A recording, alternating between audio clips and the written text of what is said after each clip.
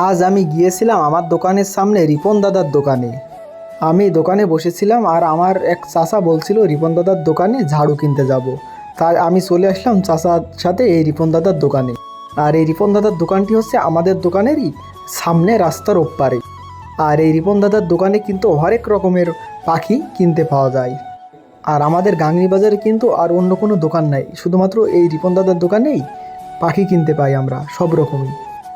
আর এই রিপন দাদার দোকানে পোলট্রি মুরগির খাবার এবং পাখির সকল প্রকার খাবার পাওয়া যায়। আর আমি আর আমার চাচা আসলাম এই দোকানে ঝাড়ু কিনতে।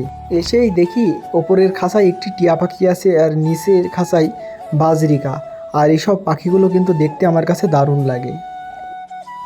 আর আমি রিপন দাদাকে বললাম, দাদা এই টিয়া পাখিটি কয় টাকা নিবা? রিপন দাদা বলল 3000 টাকা।